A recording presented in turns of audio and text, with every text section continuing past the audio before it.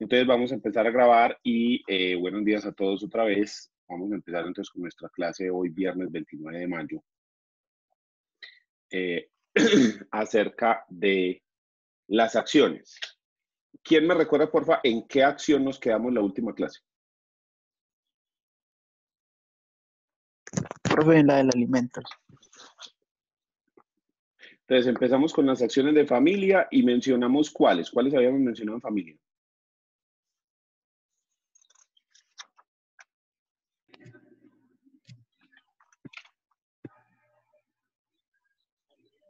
Impugnación del Estado civil, filiación y quedamos en alimentos. Listo. Entonces, mencionábamos en la clase pasada que la acción de alimentos implica establecer cuánto es lo que a una persona se le debe por alimentos. ¿Cuánto es lo que se le debe aportar? Dijimos que por alimentos, que ese es el primer problema que se genera. La gente piensa que alimentos únicamente corresponde a la comida, pero eso no es cierto. El problema es el término que se utilizó para esa cuota. En Estados Unidos se utiliza un término que a mí me parece muchísimo mejor, que es manutención.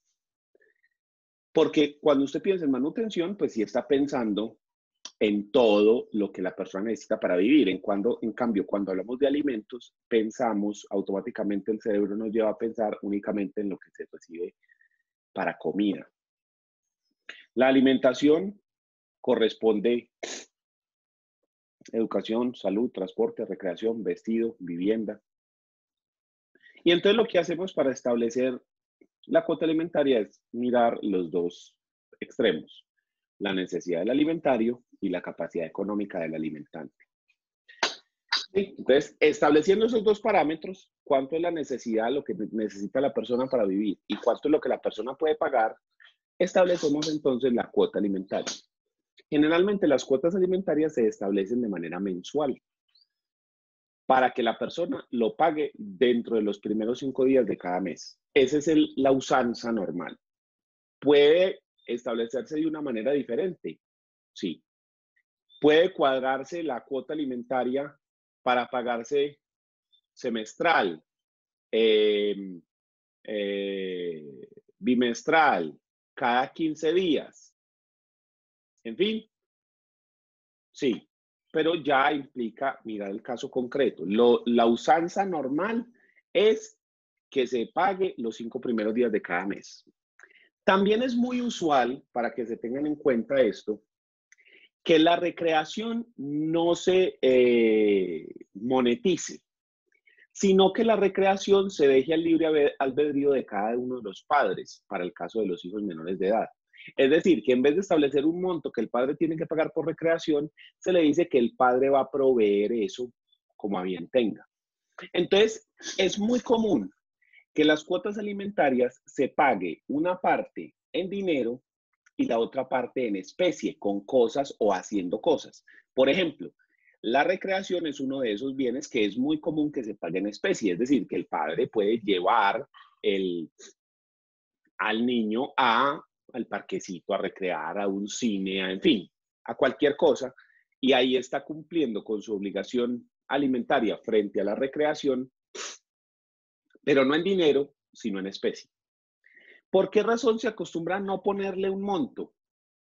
Porque cada padre, de acuerdo a su estilo de vida, de acuerdo a su posición económica, de acuerdo a lo que la persona desea, puede aportar esa recreación como a bien tenga. Si el padre quiere, por ejemplo, llevarlo a cine, gastarse 100 o 200 mil pesos en una ida a cine, bien.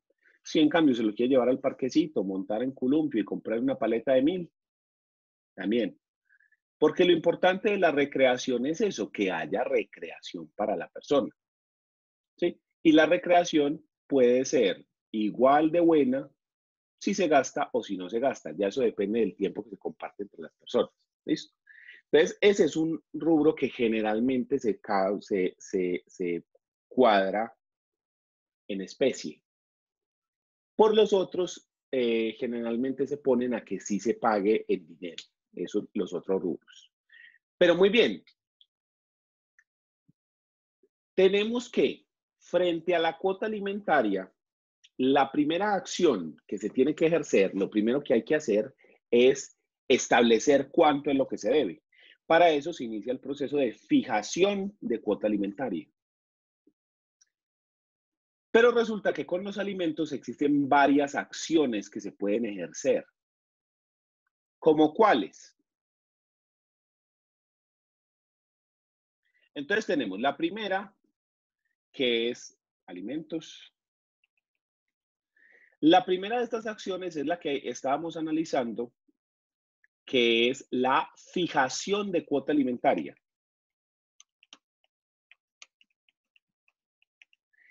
En este proceso de fijación de cuota alimentaria, lo que vamos a hacer es establecer el monto de la cuota, ¿ya?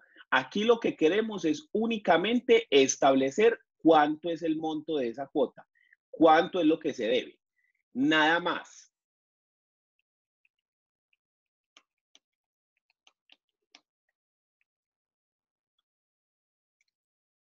Establecer el monto de la cuota, cuánto es lo que se debe. Pero dentro de este proceso no se puede cobrar. Dentro de este proceso solamente se establece el monto adeudado. Para cobrar tenemos que hacer otro proceso, que es un proceso ejecutivo de alimentos. Dentro de este proceso, la idea de este proceso es cobrar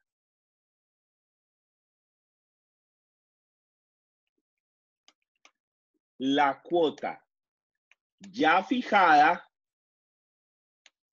y en mora.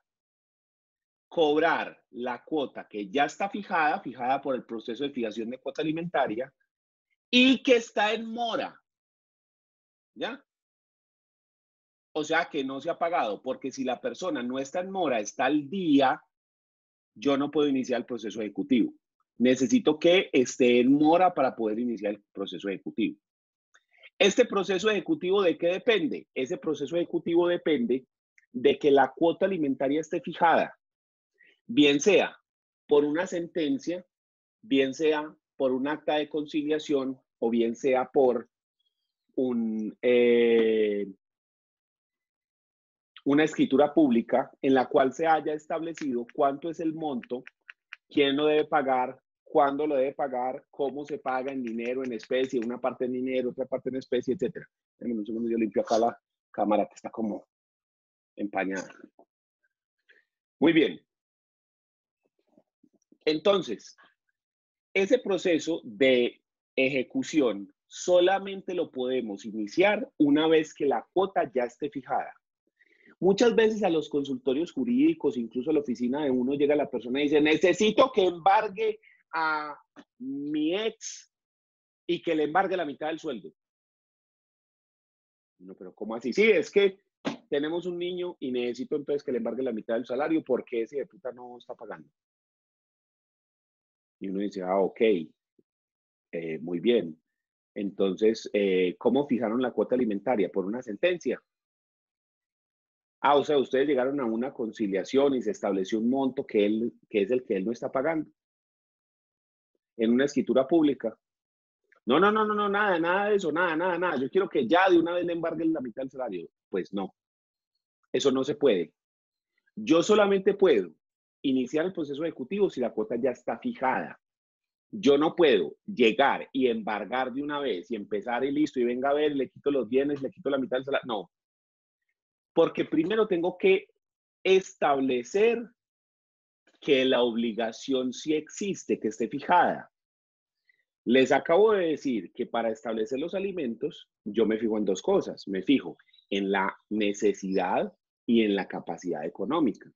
Entonces, ¿qué pasa si la persona no tiene necesidad económica? ¿Sí? ¿Qué pasa si la persona, qué sé yo, es futbolista, actor, cualquier cosa y no tiene necesidad? Esa persona no tiene necesidad de los alimentos. O que el alimentante no tiene capacidad económica. Entonces, ¿yo cómo voy a llegar a embargarle el salario, los bienes a una persona que no tiene con qué? O una persona que legalmente no está obligado a pagar los alimentos. Entonces, por eso es que yo primero tengo que establecer, uno, si la obligación sí existe, si esa persona sí le tiene que pagar alimentos al otro.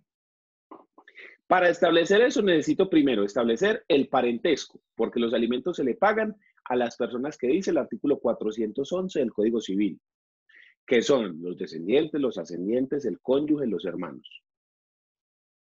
Entonces, si estamos dentro de ese término, dentro de esos términos del artículo 411 del Código Civil, listo, hay obligación alimentaria. Pero también tengo que mirar si hay la necesidad, si la persona sí necesita la plata, porque no es para enriquecer, es para que la persona se mantenga, sobreviva, subsista. Entonces, si la persona no tiene necesidades, como en lo que les digo, actores, futbolistas, etcétera, entonces no se genera la necesidad alimentaria. Si por el contrario la persona sí tiene, entonces ahí tenemos la necesidad ya. Pero entonces nos tenemos que pasar a la otra orilla, que es la orilla de la capacidad económica del alimentante. Entonces, en la capacidad económica del alimentante, yo tengo que mirar si la persona que va a pagar los alimentos sí puede. ¿Qué pasa si la persona sí tiene necesidad de alimentos, pero la persona no puede pagar? Nadie está obligado a lo imposible. Esto. Entonces, primero tengo que establecer esas pautas que se hacen en el proceso de fijación de cuota alimentaria. Cuando la cuota ya esté fijada, entonces es cuando pasamos al segundo proceso, que es el proceso ejecutivo de alimentos. En ese proceso ejecutivo de alimentos, en esa acción, lo que la persona pretende con la acción ejecutiva de alimentos es el cobro de la cuota alimentaria que ya está fijada, pero que no ha sido pagada, que está en mora. Por eso les decía yo que lo general es que se pague los 5 primeros días de cada mes. O sea, que yo hoy, 29 de mayo, no puedo solicitar la cuota de junio, todavía no se ha cumplido. Pero ya hoy, hace mucho rato, hace 24 días, debieron haber pagado la cuota de mayo. Entonces, en este momento está en mora de la de mayo, ¿sí? Y de la de abril y marzo, etcétera. Pero todavía no está en mora la de junio. La de junio no se ha cumplido. Entonces, si hoy se diera la sentencia, el acta de conciliación, la sentencia donde se establece la cuota alimentaria, yo todavía no puedo cobrar. ¿Por qué no puedo cobrar? Porque si hoy se estableció el monto que hay que pagar y se paga los 5 primeros días de cada mes, empezamos con el mes siguiente. Y tengo que esperar que pasen los 5 días. Y a los 5 días no ha pagado, entonces ahí ya sí hay mora. Entonces, ese proceso ejecutivo de alimentos lo que pretende es realizar el cobro, ¿sí? De la cuota que ya estaba fijada en el proceso anterior con las flechas verdes. Entonces, en este proceso naranja, la idea es que, que se cobre lo que se fijó con el proceso de fijación de cuota alimentaria. ¿Listo? Muy bien, pero existen otros procesos, como por ejemplo el proceso de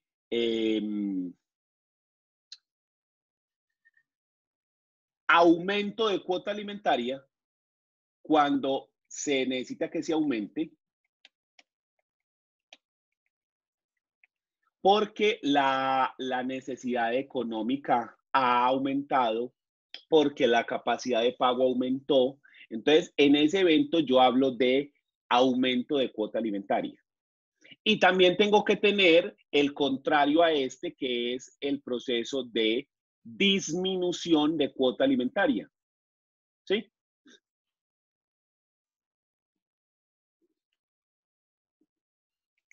Me pongo en negro, que se me puso fue en rosa.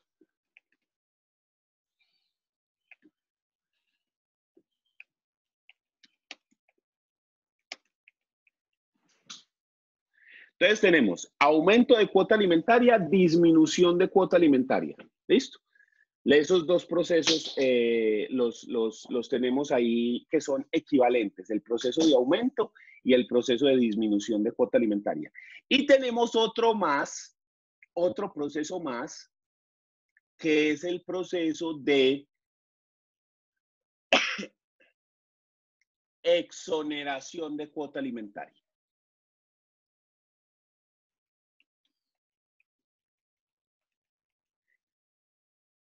¿Qué es lo que se pretende con la presentación de una acción de exoneración de cuota alimentaria? ¿Qué es lo que se pretende acá? Que se exonere de la cuota alimentaria. ¿Y por qué se exoneraría una persona de esa cuota? Porque ha desaparecido la necesidad, ¿sí? La persona ya no tiene necesidad económica, o porque ha desaparecido la capacidad. Si desaparece alguno de los dos componentes, la necesidad o la capacidad, en ese caso entonces desaparecería la cuota alimentaria, porque la cuota tiene que tener esos dos extremos.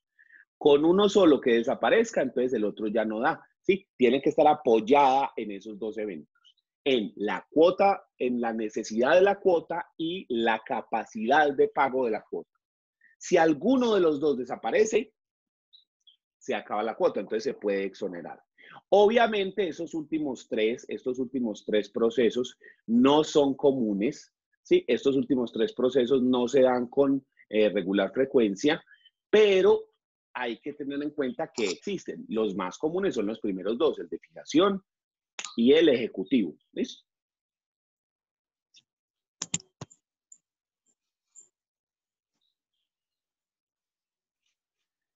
Muy bien. Entonces, con eso terminamos las acciones de alimentos que ya vimos que son fijación, ejecución, aumento, disminución y exoneración. Cada una es una acción diferente y dependiendo de las circunstancias, pues se aplican de una u otra manera. No puedo presentarlas todas a la vez, no se pueden acumular porque cada una tiene unos presupuestos diferentes. Entonces yo no puedo tramitar el proceso de fijación y ejecución a la misma vez. Primero tiene que estar fijado, le tenemos que dar plazo que pague, si no paga, entonces ejecutamos. Y yo no puedo fijar la cuota y disminuirla o exonerarla y fijarla. Sí, entonces como son presupuestos diferentes, no se pueden hacer a la misma vez. Me hacen una pregunta por el chat y dice, profe, en el caso de que los padres se encuentren separados, ¿sí? Hay dos hijos de por medio y cada padre vive con uno de los hijos. Entonces Juan vive con su hijo Pedro, Juan carece de empleo, pero su actual pareja sí se encuentra trabajando. Ana vive con el otro hijo y tiene trabajo estable. ¿Ana le tendría que pagar alimentos por su hijo Pedro, dado que Juan, su padre, no trabaja? Sí. ¿Cómo está el caso? Vamos a ver si yo lo entendí bien.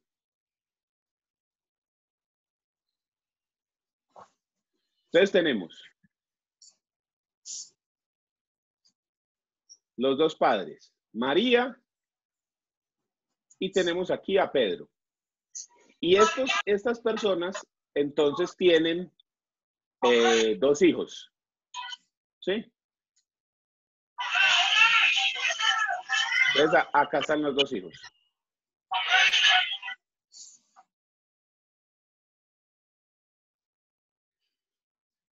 Me estás diciendo entonces en este ejemplo que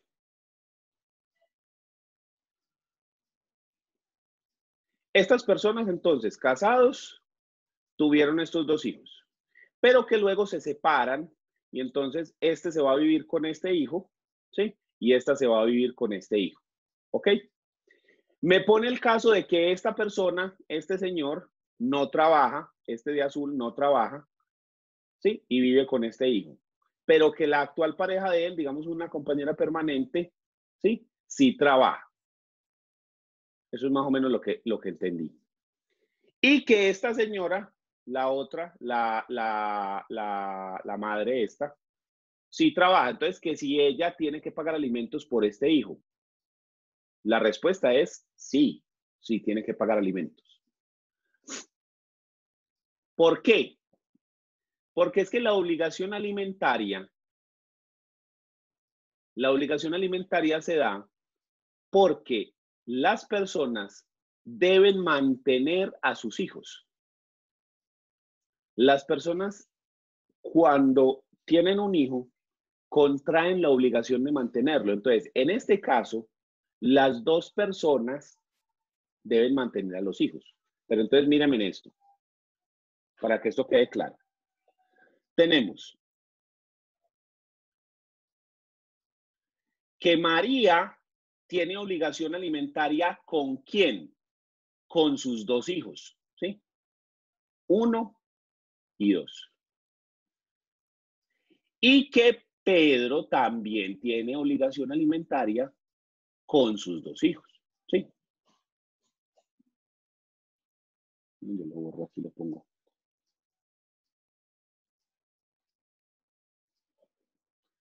Entonces, ¿qué ocurre? Esta señora tiene una obligación alimentaria con estos dos. Y este señor, a su vez, también él tiene obligación alimentaria con sus dos. ¿Ya? La obligación alimentaria es una obligación solidaria. Pongamos ese término por aquí. ¿Qué implica que haya una obligación solidaria? Que hay dos personas, dos o más personas que deben. Y a cualquiera de los dos se les puede exigir el cumplimiento de su parte o de la totalidad. Entonces, Paola y yo contraemos una deuda solidaria de 100 millones de pesos. ¿Cuál es la idea? Que Paola pague 50 y yo pague 50. Pero si es una obligación solidaria, a Paola le pueden cobrar 50 o le pueden cobrar los 100, todo entero, y el acreedor es el que mira. Y lo mismo ocurre conmigo. A mí me pueden cobrar los 50 que son mi cuota o los 100. La obligación de alimentos ocurre de esta forma. Cada padre está obligado a pagar por sus hijos, ¿sí? Cada uno tiene obligación frente a sus dos hijos. Lo que pasa es que ellos contraen la obligación de manera conjunta. ¿Cómo así? Que entonces se supone que los dos tienen que pagar para que sus hijos subsistan, ¿sí? Entonces los dos deben hacerse cargo de la obligación. ¿En qué proporción? Esta paga el 50% y este paga el 50%. ¿Qué pasa si alguno de los dos no puede pagar su pedazo? Como es una obligación solidaria, entonces el otro debe asumir este pedazo también. Entonces paga lo que le corresponde a él o a ella, más lo que le corresponde a él. Entonces esta persona termina pagando el 100%. Ah, no, resulta que él no puede pagar el 50%, pero sí puede pagar la mitad de eso. Es decir, que este señor no paga el 50, sino que paga un 25. ¿Quién asume el otro 25? La otra persona. ¿Por qué razón pasa esto? ¿Por qué razón si alguien no asume, el otro tiene que pagarlo? ¿Por cuál la razón jurídica para que eso ocurra? La razón es que los hijos, ¿sí?, tienen que seguir subsistiendo. O sea, estas personas necesitan 100 para subsistir. Y estos dos que están arriba son los obligados a pagar esos 100. Entonces, si este man no puede pagar, quiere decir que la mamá está pagando 50, ¿sí? Pero ellos necesitan 100. Entonces, que este man no puede pagar y ellos entonces las tienen que arreglar con 50. No, la ley obliga que ellos tienen que pagar lo que les corresponde. En este caso, 50. Entonces, si el man no puede pagarlo, la señora tiene que asumir el costo para llegar al monto de la obligación. Entonces, ese es el problema de los alimentos, que los alimentos son una obligación solidaria, que si uno de los padres no puede asumirlo, el otro tendrá que asumir la parte que le corresponde y la parte del otro, ¿sí? Entonces, por eso es que pasan estas circunstancias. Claro que tengas en cuenta una cosa, en el ejemplo que nos dice Paola, nos dice que el niño vive con la mamá, el otro niño vive con el papá. El papá, cuando vive con el hijo, él sí está pagando alimentos. Él está pagando alimentos frente a ese hijo. ¿Qué está pagando? Le está ofreciendo un techo, una vivienda, comida, servicios públicos, ¿sí? Entonces usted de la cuota alimentaria que le correspondería a ese man, le rebaja, le reduce lo correspondiente a vivienda, servicios públicos, etc. ¿Listo? En algunos casos de familias ocurre esto. No es muy común, pero puede pasar. ¿Qué tenemos? Otra vez, la señora y tenemos al señor. Y entonces ellos tienen 2 hijos.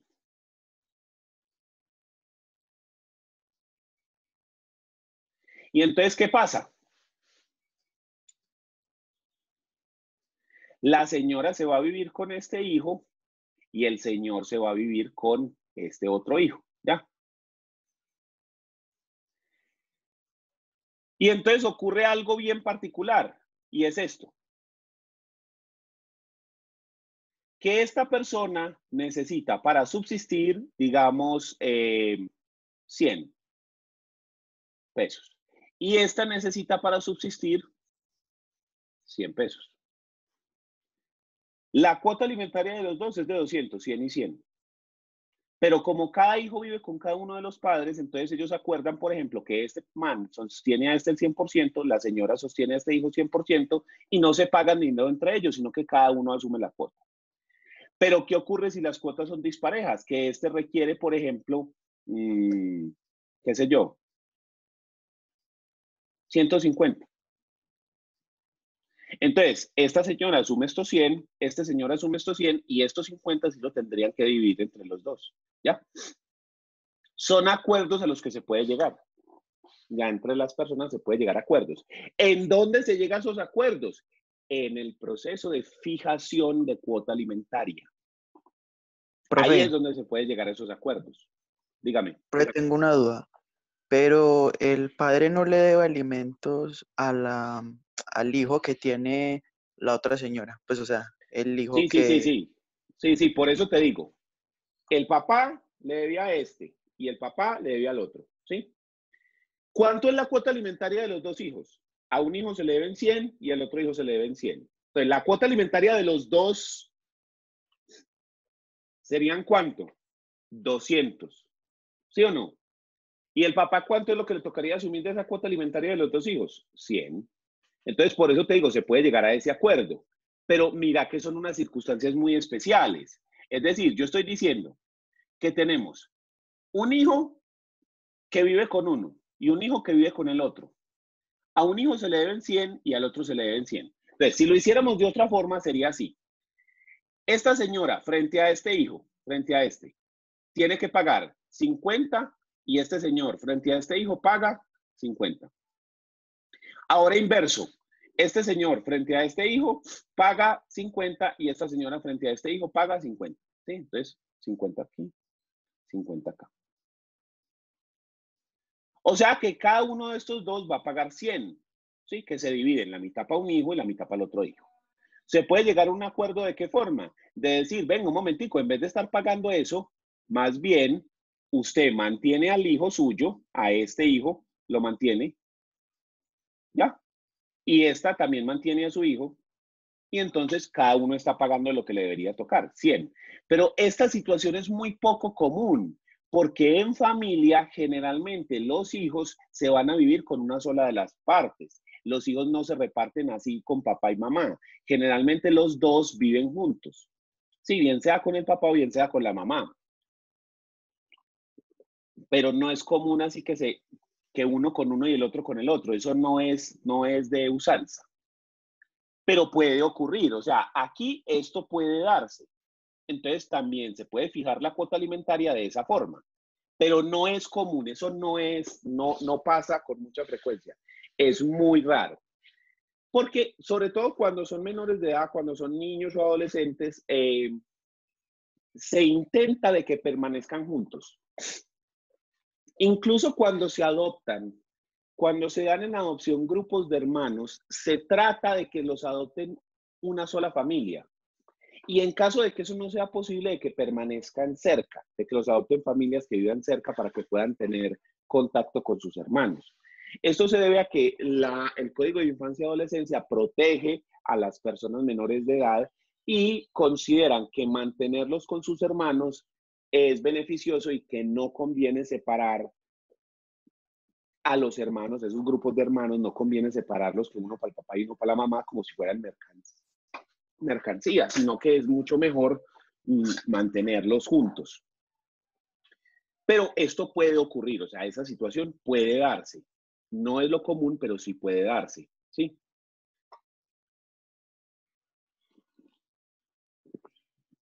Dice Luisa, profe, si el padre biológico, si el nombre del padre biológico no aparece en el registro civil, ¿se puede hacer un proceso para que pague la manutención?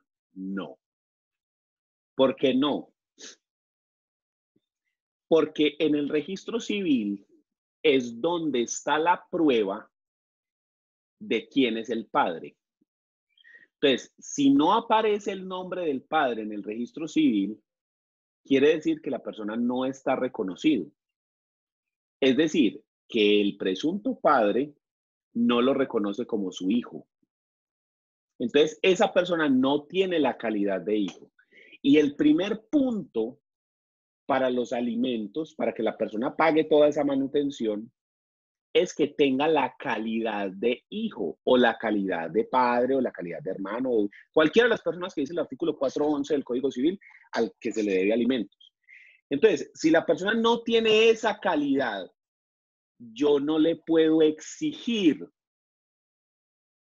al presunto padre biológico que pague. ¿Qué me tocaría hacer en ese caso, Luisa? Iniciar el proceso de filiación, que ya lo habíamos visto antes, para establecer el parentesco, primero que todo. Dentro de ese proceso se va a practicar una prueba de ADN.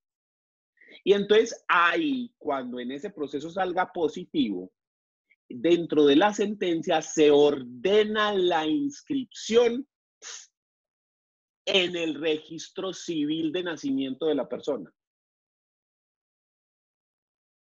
Si no tiene esa inscripción, nada, no funciona.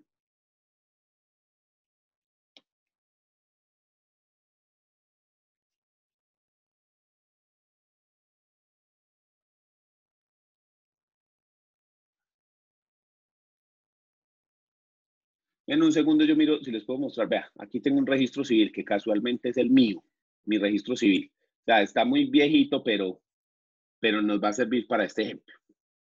Entonces, miren. Este formato que les voy a mostrar es un formato anterior, antiguo de registro civil. Ya ese formato ya no se usa, ya se cambió por otro. Pero en este caso, pues es el formato que yo tengo, ¿cierto? Es el mío, mi registro civil. Entonces, espérense, se lo muestro. Mire, pues, este es mi registro civil. Entonces, miremos la información. ¿Sí lo ven ahí? ¿Lo ven? Sí, profe. Sí, profe. Listo. Entonces, mire aquí, dice, Oficina de Registro Civil, Notaría 12, Medellín, Antioquia, código ta.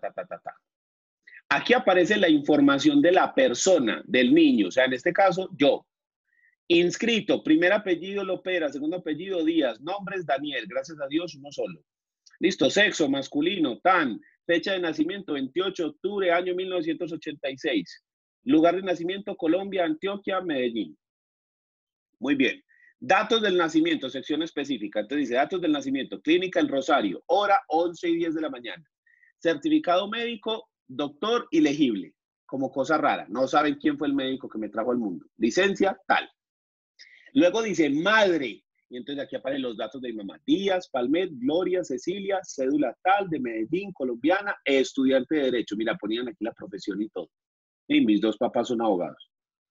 Y luego aparece padre, Lopera, Henao, Álvaro Antonio, cédula tal, colombiano, ta. Y entonces aquí, acá más abajo, aparece denunciante, la persona que realizó el registro, ¿sí? En este caso fue mi papá el que hizo el registro. Si esta información no aparece aquí arriba, no aparece el nombre del padre, entonces en ese caso la persona es no reconocida. ¿Ya? O sea que, según la ley, entre comillas, solo tiene un papá, la madre. La madre, solamente tiene la madre, el papá no tiene. ¿Ya? Una vez que la persona, bien sea porque el padre lo reconoció, que es un acto voluntario,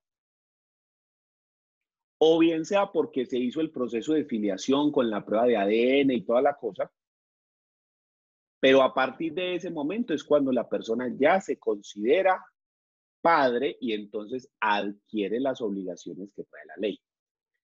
Si la persona no tiene esa calidad, pues no le puedo cobrar la obligación alimentaria, porque solo está obligado a pagar quien aparece descrito en el Código Civil, artículo 411.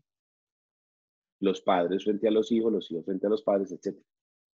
Entonces, Luisa, respondiendo a tu pregunta, no se puede. Primero hay que hacer el proceso de filiación y luego establecer el proceso de alimentos.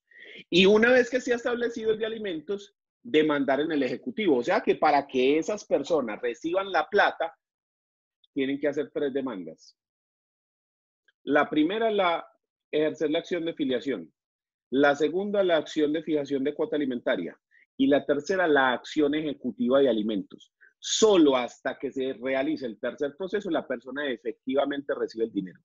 Porque con la primera se establece el parentesco. Con la segunda se establece el valor de la cuota, cuánto paga, cuándo lo paga, etc. Y con la tercera ya sí se cobra y se recibe el dinero.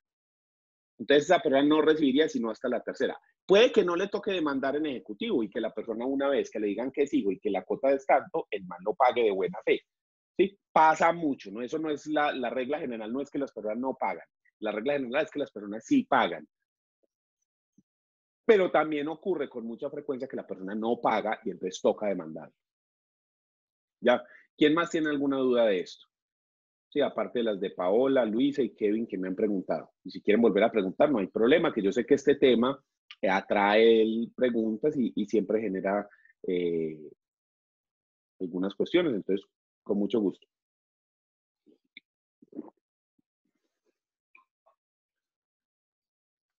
Rafael, yo tengo una pregunta.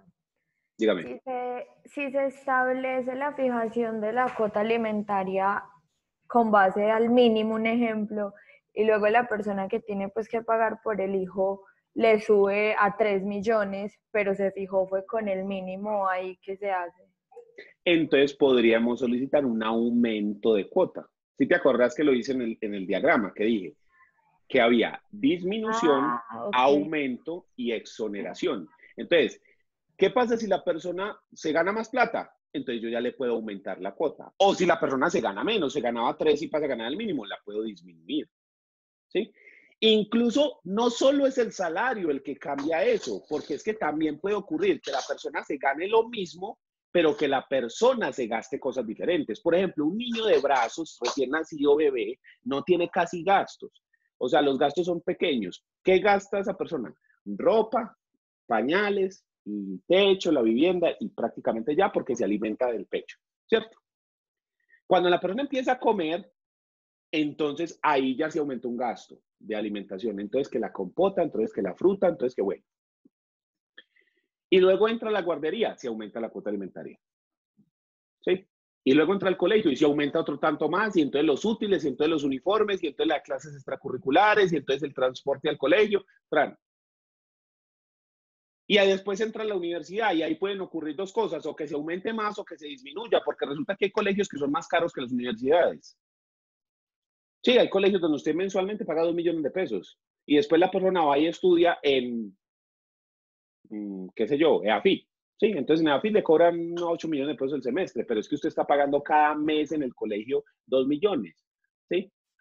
O sea que usted paga 24 millones de pesos al año y en EAFIT le pagan 8, o sea que le vale todo el año 16 millones. Entonces, sí, hay colegios que son más caros. Entonces, cuando estaba en el colegio tenía una cuota y luego entra a la universidad y baja la cuota. O puede ocurrir lo contrario, que la persona estudiaba en un colegio y luego al entrar a la universidad le aumentan los gastos. Así, entonces, la cuota alimentaria tiene la particularidad de que no hace tránsito a cosa juzgada. El proceso de fijación de cuota alimentaria, cuando se da la sentencia, no hace tránsito a cosa juzgada. ¿Por qué? Porque esas condiciones varían muy fácilmente. Pueden variar la necesidad de la persona. Una cosa tan fácil como esto: el niño se gasta 1 millón de pesos y desarrolla una alergia y los medicamentos son no post. Ya aumentó la cuota alimentaria.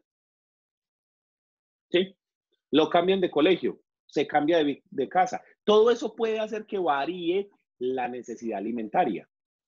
Y el padre o la madre, cualquiera de los dos, también varía su capacidad de pago. Entonces la persona hoy en día tiene un trabajo y puede que lo asciendan, puede que salga del trabajo, puede que le reduzcan. Entonces eso hace que ese proceso de fijación de cuota alimentaria no haga tránsito a cosa juzgada. Es decir, que yo pueda demandar después de eso muchas veces, cada vez que cambien las condiciones, cada vez que cambie o la necesidad de la persona o la capacidad del que paga.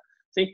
En el momento en el que cambia alguna de esas dos situaciones, se puede volver a demandar para fijar una nueva cuota, bien sea para aumentarlo o para disminuirlo o incluso para exonerar, porque si la persona ya no tiene necesidad o la persona ya no tiene capacidad de pago, entonces desaparecería esa obligación. ¿Sí? Paola me escribe, profe, usted también habla de que se podría exonerar de la cuota alimentaria. Por favor, ¿me podría dar un ejemplo? Pedro está trabajando, se gana 5 millones de pesos y tiene que pagar 1 millón de pesos por sus hijos. Lo echan del trabajo y no tiene trabajo. Entonces lo podrían exonerar. O su hijo de 15 años es contratado por el Fútbol Club Barcelona y el Fútbol Club Barcelona se encarga de brindarle la vivienda, la educación, el estudio, la ropa y fuera de eso le pagan $15,000 al año. ¿Sí? Entonces la persona, $15,000 al mes, perdón. Entonces la persona dejó de tener necesidad porque ya tiene casa, educación, salud, porque al estar con el club le da la salud. Entonces, ¿qué paga la persona? Nada. ¿Sí? La persona entonces ya no paga nada. Y esto es un caso real, o sea, con los futbolistas esto pasa mucho. Aquí no tanto, porque aquí no ocurre tanto como en Europa, que los clubes tienen como sus escuelas especiales para entrenar a los pelados. Pero, por ejemplo, en España, que es en este momento la meca del fútbol, usted se da cuenta de que los equipos grandes, sobre todo, tienen incluso unas instalaciones especiales. En el Barcelona se llama la Masía. Entonces tienen unas instalaciones especiales y ellos tienen a personas muy jóvenes, 12, 13, 14, 15, 16 años, que pueden ser futbolistas y ellos le brindan no solo la instrucción frente al fútbol, sino que además ellos les ayudan con la vivienda en España, con la educación, les recomiendan los colegios a los que vayan, todas estas cosas, los afilian a la seguridad social y demás. Entonces, prácticamente que esas familias y esos futbolistas no tienen que preocuparse por otra cosa más que porque el niño se dedique a su estudio y al fútbol, ¿ya? Es un ejemplo, pues, los niños que son actores, las personas que trabajan, a los que se les dejan herencias, legados, ¿sí? Entonces, el niño muere el papá o muere la mamá o muere el abuelo, ¿sí? Y le queda una herencia. Entonces, con esa herencia la persona ya no tiene necesidad alimentaria porque ya con eso tiene suficientes bienes para subsistir. Recuerde que los alimentos se pagan para que la persona subsista, pero si la persona tiene medios con que subsistir, yo no estoy obligado a pagar alimentos. Entonces, ahí se podría hablar de exoneración, Paola. Cuando la persona deja de tener necesidad porque ha tenido alguna de estas circunstancias, o también podemos hablar de que de que desaparece la necesidad, no, que desaparece la capacidad, perdón, económica. Es decir, yo un día me ganaba 5 millones de pesos y podía afrontar la cuota alimentaria del hijo y al otro día me quedé sin trabajo, me quebré, no tengo nada, entonces no puedo responder por mi hijo, entonces solicito que se me exonere de la cuota alimentaria. Esa exoneración puede ser temporal, ¿sí? Porque entonces puede que la persona en este momento no tiene trabajo, no tiene nada, está jodida, entonces ya, no paga. Pero ¿qué pasa si la persona a los 2 meses, al mes, a los 6 meses consigue trabajo y ya vuelve a ganar duro? Entonces ahí volvemos a fijar la cuota porque la persona fue exonerada porque existían esas condiciones. Cuando eso desaparezca, entonces vuelve a generarse la obligación, ¿ya? Entonces, esta es la cuestión con los alimentos, que como es tan variable, que como depende de dos puntos, la capacidad y la necesidad, que pueden variar tanto, entonces por eso hablamos de 5 procesos, desde fijación, aumento, disminución, exoneración y el ejecutivo, ¿sí? Entonces hablamos de 5 procesos diferentes precisamente porque pueden ocurrir muchas circunstancias frente a los alimentos. ¿Quién más tiene alguna duda o si no para pasar ya a otro tema? Profe, yo, Dígame. ¿cómo procede la cuota alimentaria ya cuando una persona ya es mayor de edad? Pues, o sea, cuando ya está estudiando, ya ¿cómo procedería? ¿Sigue lo Entonces, mismo? no, entonces fíjense en esto. La idea original es que la persona, que hay que pagarle alimentos a los hijos hasta que cumplan 18 años. Esa es la idea original. ¿Listo? Porque se supone que entonces a los 18 ya la persona es mayor de edad y ya puede valerse por sí mismo. Sin embargo, la ley dijo, un momentico, pero es que las personas de 18 años todavía no pueden valerse por sí mismos. Es más, hoy en día, en la modernidad, la persona de 18 años todavía es un niño. ¿En qué sentido? La persona termina el colegio y entonces ya puede salir a trabajar. No, la idea es que esa persona continúe con su formación y entre a estudiar una carrera profesional. Y ya cuando termine la carrera profesional, ya sí la persona habrá tenido todas las herramientas, toda la formación necesarias para hacerse valer por sí mismo, para ya poder trabajar y valerse por sí mismo. Entonces, la obligación original alimentaria va hasta los 18 años, pero puede extenderse hasta que la persona termine la carrera. ¿Cómo se hizo ese cálculo? Entonces se hizo un cálculo, se sacó cuánto se demora una carrera y qué pasa si esto y cuál es lo común en las personas, cuánto se demoran normalmente, y se dijo que se puede extender hasta los 25 años. O sea, va hasta los 18 y ahí en primer punto se acabaría, pero puede extenderse hasta los 25. ¿Por qué digo puede? Porque para que se extienda hasta los 25 tienen que ocurrir unos presupuestos, que son los siguientes. Que la persona siga estudiando. O sea, si la persona deja de estudiar, nada. Porque la idea es que yo lo voy a seguir manteniendo porque usted está estudiando, usted todavía se está formando, usted todavía está adquiriendo las competencias para poder desempeñarse por sí mismo. ¿Sí? En el momento en el que usted, si deja de estudiar, quiere decir que usted ya está listo para salir a trabajar. Entonces ya en ese evento ya no le tengo que pagar, porque ya usted tiene la fuerza suficiente para valerse por sí mismo. Pero si usted está estudiando, entonces sí. Entonces, primer punto, que esté estudiando. Segundo punto, que sea hijo de familia. ¿Cómo así que hijo de familia? Es decir, que viva en la casa de los padres, que dependa económicamente de los padres, que esté sometido a la autoridad parental. Eso es ser hijo de familia. Sí, porque si usted sigue estudiando, pero usted vive solo, se mantiene, vive en una casa solo, ya se casó, tiene 3 hijos, pues usted ya no es hijo de familia, usted ya tiene otra familia, usted ya es un padre de familia, que es diferente. Sí, usted tiene otra familia, ya vive en otra parte, usted no depende económicamente, usted nada. Pero si usted vive en la casa con los papás, está sometido a la autoridad parental, o sea, no puede salir sino hasta las 2 de la mañana, entonces, listo, ¿sí? Ese tipo de cosas. Entonces, lo que se hace es que si la persona es dependiente en sentido amplio de los padres, entonces se extiende la obligación hasta los 25 años. Y ya apenas cumple los 25, se supone que ya usted tuvo de los 18 hasta los 25, es decir, 7 años para haber terminado la carrera. Generalmente las personas en Colombia terminan el colegio entre los 17 y los 18 años. ¿Sí? Entonces usted tiene de 7 a 8 años para terminar la carrera, que generalmente están programadas para terminarse en 5 o 6 años. Entonces se le da un año más adicional incluso por SILAS.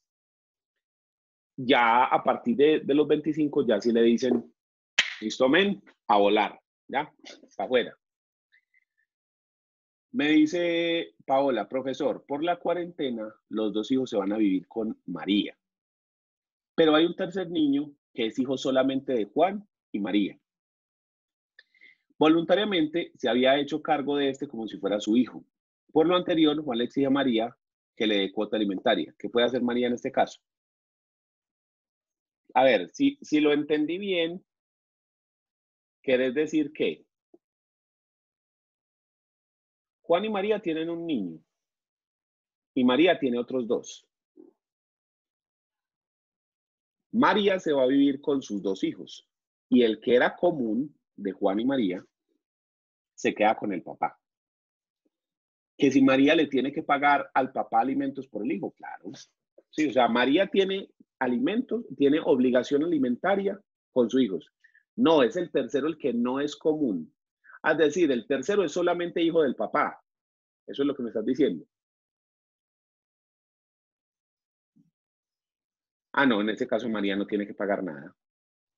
Porque ¿de dónde surge la obligación alimentaria? La obligación alimentaria surge de la ley. ¿Qué dice la ley? Específicamente el artículo 411. Denme un segundo, yo se los busco aquí. Código Civil. Un segundito, yo lo busco acá y les muestro. Mm, 11. Acá está. La obligación alimentaria surge de este artículo. Titulares del derecho de alimento. ¿Sí? Dice, se deben alimentos, primero, al cónyuge. ¿Listo? O sea, las personas cuando están casadas se deben alimentos entre sí. Si ya dejan de estar casados, entonces ya pierden la calidad de cónyuge y ya no se deben alimentos. Segundo, a los descendientes. Tercero, a los ascendientes. Cuarto, a cargo del cónyuge culpable al divorciado al inocente. Quinto, a los hijos naturales. Esto se modificó, entonces se habla de los descendientes en general. Entonces, digamos que lo que dice el código es esto. Vamos aquí a resumirlo.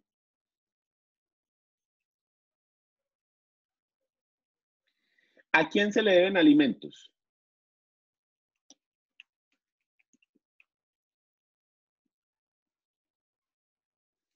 Se le deben alimentos, primero, a los descendientes. O sea, hijos, nietos, bisnietos, etc. ¿A quién más se le deben alimentos? A los ascendientes. O sea, a los padres, a los abuelos, etc. ¿A quién más se le deben alimentos? Al cónyuge. Lo acabamos de leer. ¿A quién más?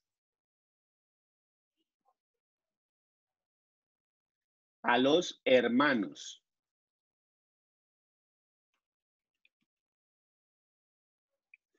Entonces, ¿qué implica esto? Que yo solamente le debo alimentos a las personas que encajen en estos puntos. Entonces vos me decís que estaba Juan y estaba María, y que ellos dos tienen dos hijos, ¿sí?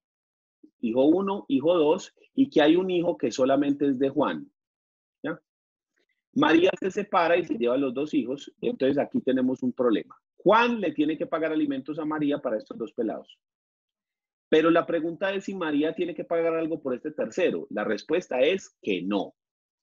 ¿Por qué no? Porque ese tercero no encaja dentro de esto. Él no es descendiente de ella.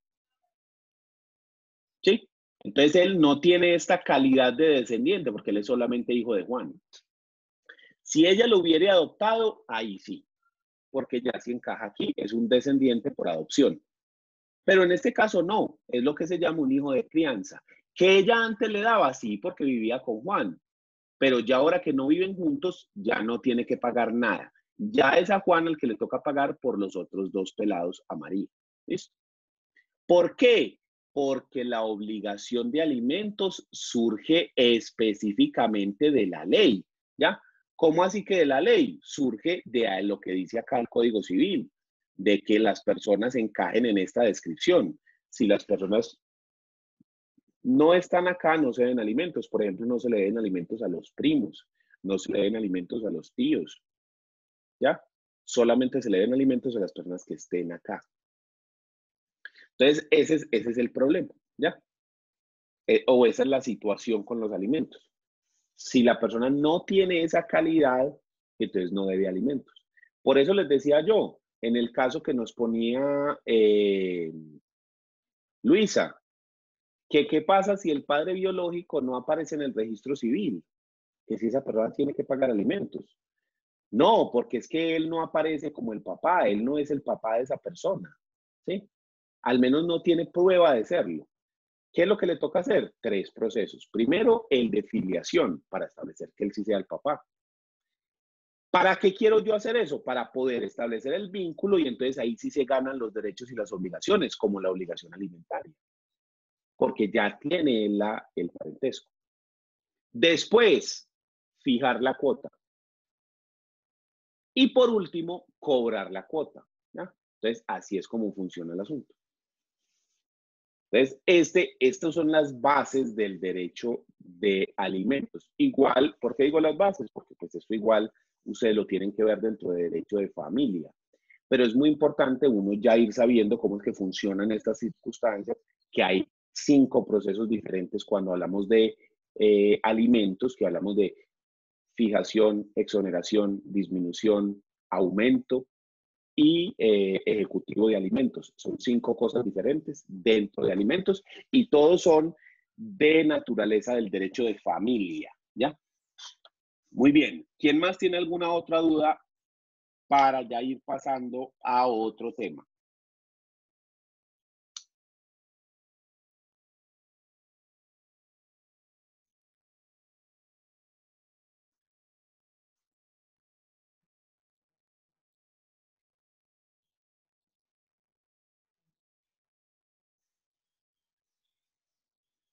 Muy bien, entonces pasemos a otro tema, otra acción ya. ¿Quién me confirma, por favor, si ya vimos la acción de divorcio?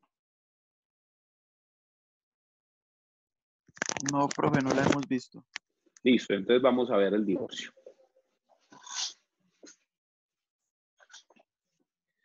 Entonces, por favor, pongamos ahí acción de divorcio y le pone un slash o un guión y le pone cesación de efectos civiles. Divorcio slash cesación de efectos civiles.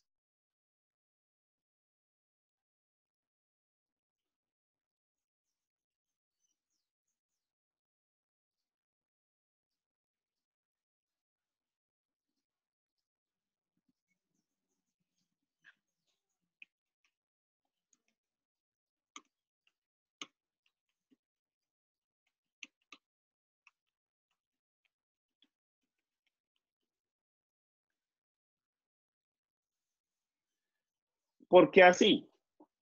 Porque es básicamente lo mismo, pero operan para 2 cosas diferentes. Entonces, lo primero que tenemos que hacer es que, lo primero que tenemos que decir es que estas acciones se interponen cuando hay un matrimonio. En Colombia, el matrimonio se puede dar de 3 formas. ¿Sí? Se habla del matrimonio que se realiza en la notaría, con el notario, que es un matrimonio civil ante notario. Hablamos del matrimonio civil ante un juez. Usted se puede casar ante un notario o ante un juez. O el matrimonio religioso, que se da ante un ministro religioso de uno de los cultos o religiones avalados por Colombia. En este caso nos vamos a referir a la religión católica y al matrimonio católico. ¿Listo? Pero cualquier culto o religión que esté avalada por Colombia, que sea reconocida como tal en Colombia, el matrimonio es válido si se realiza en su rito, según la religión, pues, ¿no? Muy bien. Los 3 matrimonios son exactamente iguales, son lo mismo, son exactamente idénticos. La única diferencia es cómo se celebran, ¿ya? Uno en la notaría, uno en el juzgado u otro en la iglesia, ¿ya? Pero son exactamente idénticos. Todo es igualito. Los efectos que generan son iguales, ¿listo? Y entonces, ¿por qué hablamos de 2 cosas? Porque Colombia es un país influenciado por la religión católica, ¿sí? Muchas de nuestras normas provienen directamente de la religión católica. Las normas de la religión católica están dadas básicamente por el código canónico, que es el código que se aplica en el Vaticano. El Vaticano es un país, ¿sí?, donde está la sede de la religión católica. Entonces, Colombia está muy influenciada por esa religión, entonces muchas de nuestras normas están, digamos, de acuerdo con esa religión. Para la religión católica no existe el divorcio, lo que Dios ha unido, que no lo separe el hombre. Entonces, hasta 1992, desde 1810, que fue la independencia de Colombia, hasta 1992, en Colombia no existía el divorcio. Es más, en Colombia se celebraron unos concordatos, que son como unos tratados internacionales con el Vaticano. Y en esos concordatos se dijo que algunas leyes del Vaticano se aplicaban de pleno derecho en Colombia. Entre ellas las leyes del matrimonio. Si usted se casaba por la religión católica, es casado en Colombia civilmente. O sea, un matrimonio religioso tiene digamos, la doble nacionalidad, ¿sí? De que es colombiano y vaticano. ¿En qué sentido? Que se aplican las normas religiosas y las normas civiles. ¿Cuáles son las normas civiles? Los efectos civiles del matrimonio. La obligación de convivir, la obligación alimentaria, en fin, todo eso. Ahora bien, en 1992 se creó la ley 29, que es la ley de divorcio. Antes no existía. Entonces, a partir de ahí se dijo que las personas se podían divorciar, pero únicamente se habla del término divorcio frente al matrimonio civil para evitar problemas con la religión católica, porque como les dije, para el catolicismo no existe el divorcio. Pero para el matrimonio civil sí. Y como la religión católica no reconoce el matrimonio civil, dice que eso no es válido, que ellos solamente lo tienen como válido el católico, pues a ellos no les importa que usted diga que haya divorcio o no del matrimonio civil, porque para ellos eso no es un matrimonio. ¿Ya? ¿Por qué digo para ellos? Me refiero al Vaticano, pues como tal, ¿sí? Si usted está preguntando, yo soy católico, ¿sí? Pero hablo así porque me refiero a el Vaticano como entidad, como país, como Estado, ¿ya? No es que esté hablando despectivamente, sino que estoy hablando como Estados. Esto es una descripción más allá de las valoraciones, ¿ya? Muy bien. Entonces, en Colombia se crea el divorcio, pero únicamente el divorcio para el matrimonio civil. Sin embargo, en un acto increíble de valentía, porque como les digo, la religión católica tiene mucho poder en Colombia, se crea también el divorcio para el matrimonio católico. Y ahí sí es cuando se pone la cosa fea. Porque para la religión católica no existe el divorcio. Es más, esa es la razón por la cual existe la religión anglicana, que se dio origen en Inglaterra. Si ustedes no lo sabían, Inglaterra era un país católico, hasta que llegó Luis XV. El amigo Luis XV, que se casó muchas veces, un gordito aquel, por allá estamos hablando de los años 1700 y punta, ¿sí? Profe, Se casó con no una fue señora. Enrique VIII. Perdón, es que Luis XV, yo estoy hablando de Francia, Enrique VIII. Gracias, gracias. ¿Quién fue el que dijo eso? Sí, yo. ¿Y quién Juan soy yo, Felipe. huevón? Profe, el nombre se ve ahí. Juan Felipe, gracias, pero dígalo. Yo, Juan Felipe, fui el erudito en historia que lo dijo. Por favor, gánese los honores. Luis XV es de Francia, perdón. Estoy hablando de Enrique VIII de Inglaterra, que tiene una serie que se llama The Tudors, por si quiere ver ahí chismes, ¿ya?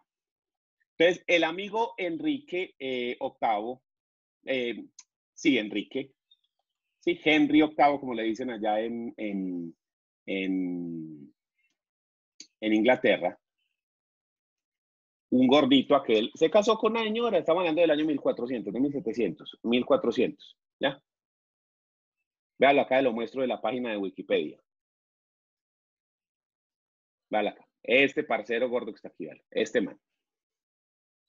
Ese man se casó con una vieja. La primera es Catalina de Aragón. Véala acá. Y el man quería tener un niño y no pudo.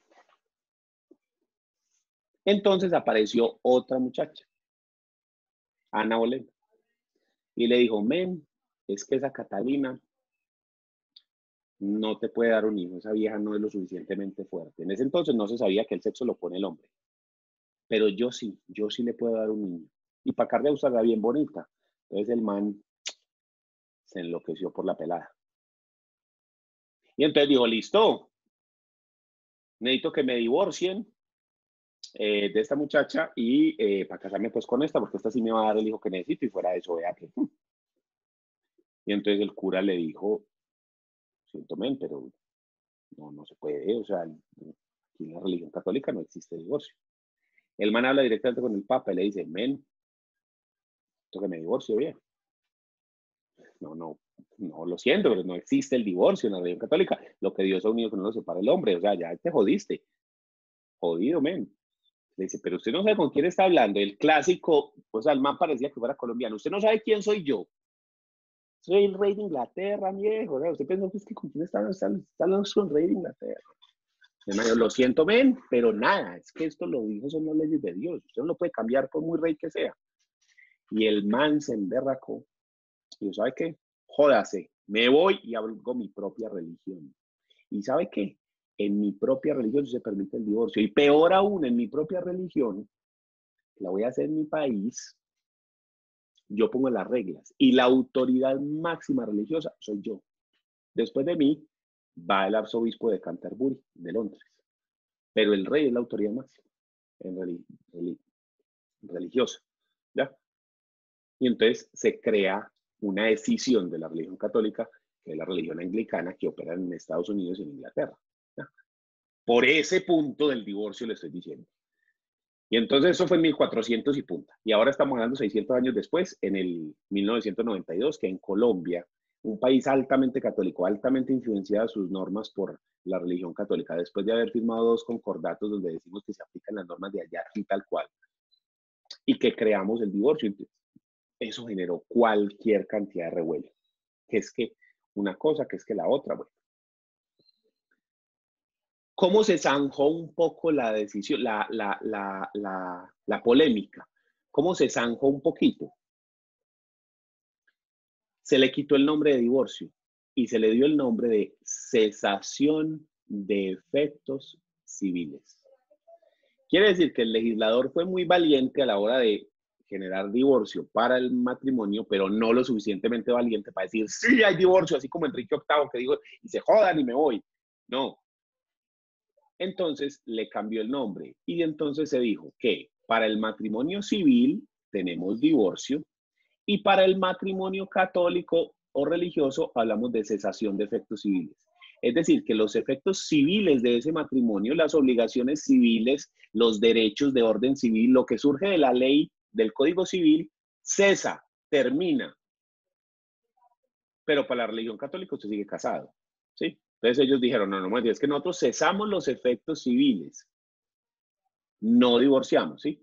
El proceso es exactamente el mismo, es exactamente idéntico. Todo es igualito. La única diferencia es el nombre. Pero digamos que eso lo que hace es calmar las aguas. Entonces, por eso tenemos ese proceso o esa acción con doble nombre. Divorcio para los matrimonios civiles y cesación de efectos civiles para los matrimonios católicos o religiosos. ¿Ya? Se terminan los efectos civiles y ya la religión católica mira a ver si se permite volver a casar o no, o qué es lo que pasa con ese matrimonio. El legislador solo dijo que se terminan los efectos civiles y esa persona se puede volver a casar por lo civil, ¿ya? Con cualquier otro, pero ya sus efectos terminaron. Muy bien, entonces ahí está pues el recuento histórico, ¿ya? Fueron en cierta parte tan bravos como Enrique VIII, pero en cierta parte no, ¿sí? Entonces, ahí está, por eso tenemos ese doble nombre. Muy bien. Ya después del recuento histórico basta decir esto. ¿Qué es un divorcio? Es la terminación del contrato matrimonial. El matrimonio es un contrato. En ese contrato, las dos partes, que se llaman cónyuges, contraen unas obligaciones y unos derechos. Y ellos se comprometen a realizar unas cosas y a cumplir con otras. ¿Sí? ¿Qué derechos tiene? El derecho a alimentos, derecho a la pensión, derecho a la pensión de cónyuge sobreviviente, derecho de herencia, ¿sí? Derecho a ser afiliado a la seguridad social del cónyuge. Tienen obligaciones, la obligación de convivencia, ¿sí? La obligación de copulación, o sea, tener relaciones sexuales es una obligación dentro del matrimonio porque uno de los fines del matrimonio es la procreación. Incluso dentro de la religión, no de la religión, sino de las leyes civiles. Entonces, si una persona no tiene relaciones sexuales dentro del matrimonio, está incumpliendo con los deberes conyugales y eso es una causal de divorcio, ¿ya? ¿Por qué? Porque es que la idea del matrimonio es una relación de pareja con fines procreativos de socorro y ayuda mutua. ¿Listo? Entonces hay muchos derechos y muchas obligaciones. La idea del divorcio es terminar ese vínculo y que las personas vuelvan a ser totalmente libres, sin obligaciones frente a otro. El problema es que en Colombia el divorcio no se da por cualquier cosa.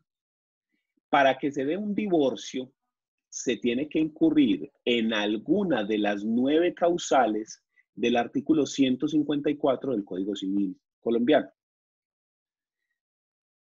Hace como un año, un poquito más, hubo una polémica en Colombia que porque una muchacha decía que se le acabó el amor y que fue a pedir el divorcio y que le dijeron que no y que entuteló y quiso hasta las del berraco y le dijeron que no y que no y que no. Entonces la polémica de que cómo así que una persona que ya no quería a otro no podía divorciarse y que tenía y que estaba obligada a vivir casado si ya no quería a otra persona.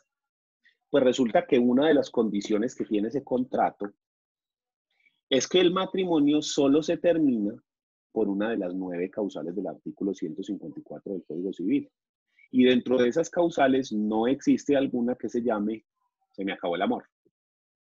¿Sí? Tiene incumplimiento de deberes conyugales, tiene embriaguez habitual, violencia, etc. Pero si no ocurre ninguna de esas causales, la persona no se puede divorciar. Y hay algo peor.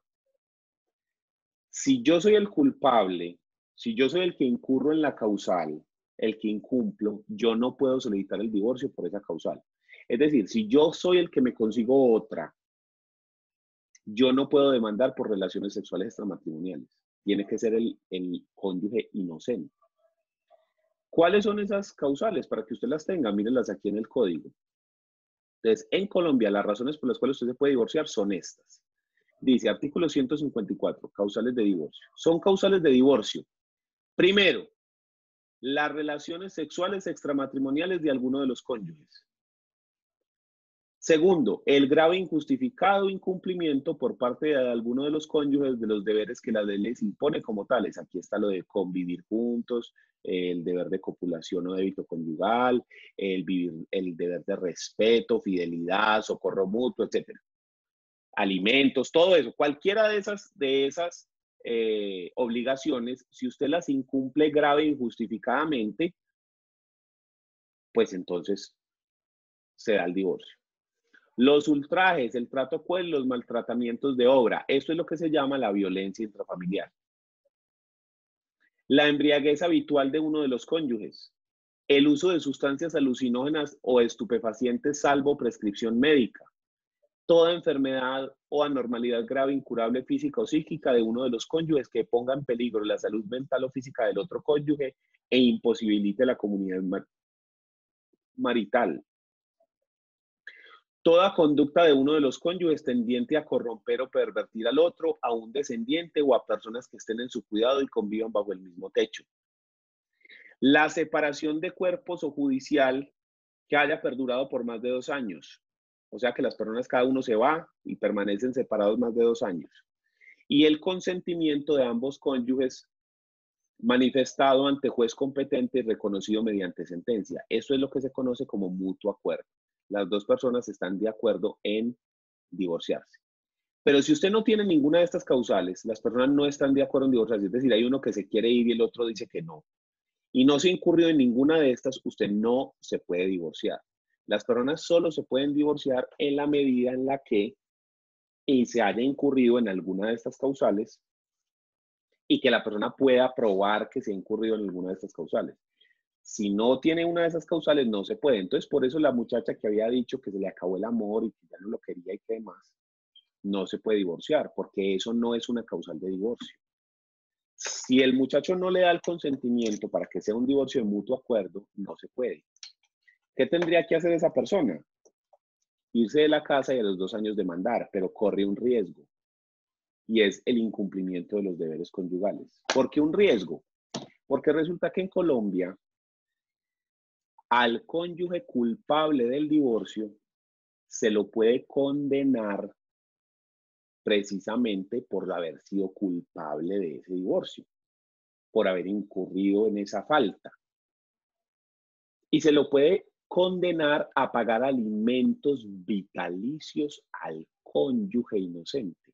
¿Recuerdan ustedes que cuando vimos el artículo 411 del Código Civil, bueno, yo lo muestro acá, 411,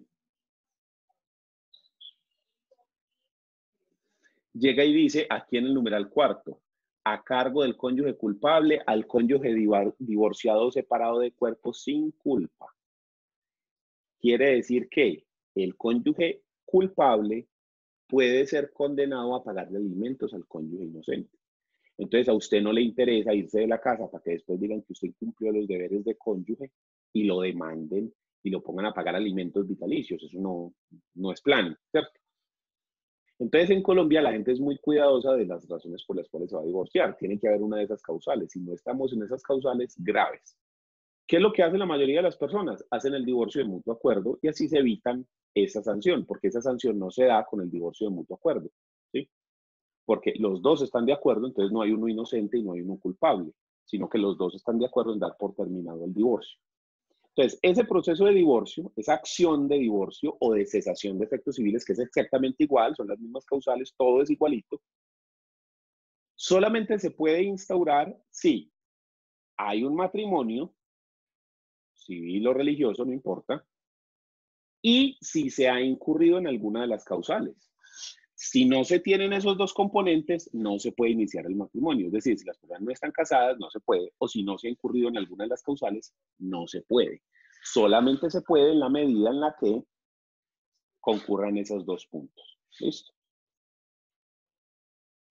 Es un proceso muy difícil porque si usted lo va a demandar, uno demandando al otro, buscando esa culpabilidad, es muy complejo y integra toda esa parte de los sentimientos, el dolor, la ira y demás. Entonces son procesos que tienen una carga emocional muy alta. A mí no me gustan ni poquito los divorcios, Yo siempre a un cliente le digo que el divorcio es el peor proceso que existe, porque es un proceso en el que cuando usted gana, no ganó nada. Bien, me separé, ya no estoy con el amor de mi vida. Bien. Ya estoy solo, muy bien. ¿Sí? O sea, es un proceso que... Entonces yo siempre intento que el proceso se haga de mutuo acuerdo. El divorcio nada tiene que ver con la liquidación de la sociedad conyugal. En el divorcio, lo único que yo quiero, óigase bien, lo único que se pretende es terminar el vínculo matrimonial, disolver el matrimonio. En el divorcio no se reparten los bienes. Los bienes se reparten en el proceso de liquidación de sociedad conyugal, que es lo que vamos a ver la próxima clase. ¿Ya? Entonces, esta clase dejamos claro que el divorcio es la terminación del contrato matrimonial, la disolución de ese vínculo, que solo se puede hacer por las causales del artículo 154 del Código Civil. que los bienes no se tocan en el divorcio, no se habla nada de bienes, los bienes se habla en otra acción diferente, en otro proceso, que es la liquidación de la sociedad conyugal. Ahí es donde se dividen los bienes que fueron conseguidos durante el matrimonio. ¿Quién tiene alguna duda para ya terminar esta clase? Profe, yo tengo una duda. ¿Es normal que en el proceso de divorcio una de las partes le pida dinero a la otra para firmar pues el divorcio? No, incluso se considera eso objeto ilícito, porque se podría ver de cierta forma incluso como una trata de blancas, ¿sí? ¿En el qué sentido? De que yo no te doy la libertad, yo no te doy la libertad de volverte a casar, de dejar de convivir conmigo, si no me das dinero. Entonces eso se considera que tiene objeto o causa ilícita, o los dos, objeto y causa ilícita, ¿ya? Entonces no está bien visto eso. No es legal pedir plata para el divorcio.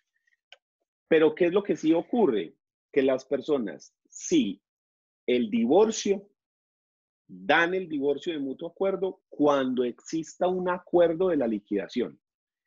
Es decir, como la gente sabe que el divorcio es un proceso mucho más complejo, más difícil, que tiene ese problema de que puede ser condenado a alimentos y toda esa cuestión, entonces la gente dice, el proceso de liquidación es un proceso, entre comillas, más fácil, donde se reparte lo que se repartió en el matrimonio, lo que se consiguió en el matrimonio, perdón, para los dos, ¿sí? Mitad y mitad. Entonces mucha gente lo que hace es, no, venga, lleguemos a un acuerdo frente a la liquidación y repartamos de esta manera. Si repartimos eso así, yo accedo al divorcio de mutuo acuerdo, si no, no. Entonces, esa clase de acuerdos que dice, primero resolvamos la liquidación y una vez resuelta esa, ya si resolvemos el divorcio, ese sí está bien. Y yo dentro de la liquidación sí puedo llegar a acuerdos, si no, venga, entonces yo me quedo con eso, usted se queda con eso, entonces venga aquí, entonces haga eso. Dentro de la liquidación, sí, hay los acuerdos, sí, porque ese es un proceso netamente económico, donde vamos a repartir bienes, plata, las deudas, todo. Entonces, dentro de ese proceso, sí, es súper común y sí está bien hacer negociaciones. Pero muchas veces lo que hace la gente es que amarra y dice, yo le doy el divorcio de mutuo acuerdo cuando arreglemos la liquidación de la sociedad conyugal, pero antes no. ¿Ya? Igual, la próxima clase vemos bien cómo funciona la liquidación de la sociedad conyugal y entonces ya te das cuenta de cómo es que funciona eso bien en forma. ¿Listo? ¿Quién más tiene alguna duda?